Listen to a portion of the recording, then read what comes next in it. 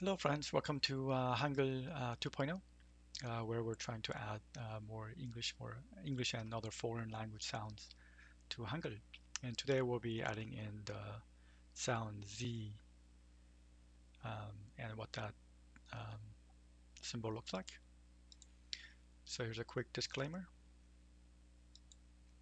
And Hangul has been missing Z since the beginning, as people have been, getting to be more bilingual and learning English. And here are the examples, right, of where we do the mapping to a different sound.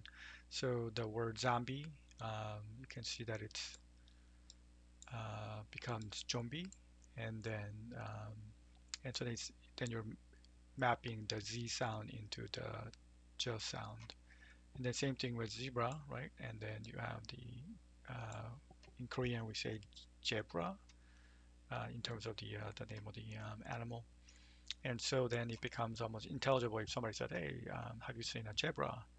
zebra 한번 봐봤어요?"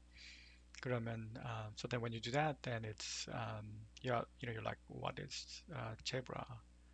And it takes a little while to figure out that actually it's you mean zebra, which sounds totally different.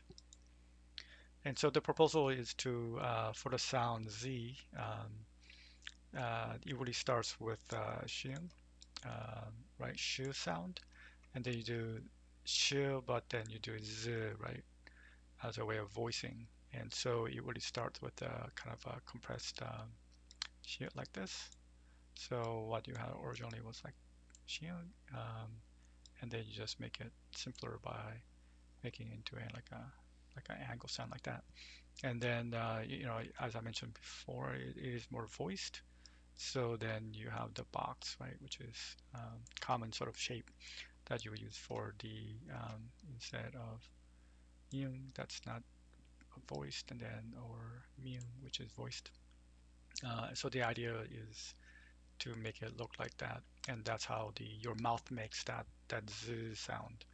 And so on the bottom there are some examples here, so that way it does look quite different, right, compared to the other consonants and other characters. And so hopefully it'll be easily identifiable as the Z sound. So here's some of the examples here. So earlier example of zombie here is becomes zombie, right? So you can actually correct the vowel, right? Instead of a o, you do a, because like that's what you have. That's how you pronounce it in American English. And then same thing with zebra. Instead of a zebra, you'd say zebra here. So you can see that the pronunciation, if you use the American Z, then it becomes very similar to the original. Here's a Japanese example. So like when you have misu, so in Korean it could be mi ju instead of a zu. So when you replace that with the z sound, so then it becomes mi zu instead of a mi ju. Here's a example with two of the new sounds. So the word fizzy, because F becomes a P right now, currently in um, original Hangul, and then the Z becomes a G, so it becomes PG, which sounds almost, totally different, right? It's a totally different word. There is no sound that are the same from the original word. So when you combine the new sound for F and Z, you have phi Z, um, which sounds like the original, right? That's how you would pronounce if you had the F with the E and then Z at the E vowels. And so you can still read it, right, as long as you know what the original or the sounds for the new characters are. And so it becomes easy to plug and play essentially with other sounds. So if you have the ear for English speaker, then you can actually transcribe this closely to how you would pronounce in American English or maybe potentially other variations. We'll see. And so from a project perspective, for the phase one, I'm looking for all the letters from English first to make sure that I cover those, at least for the language that I know. I know I'm being selfish. Um, and that's also the most popular language that all the Koreans are learning as well.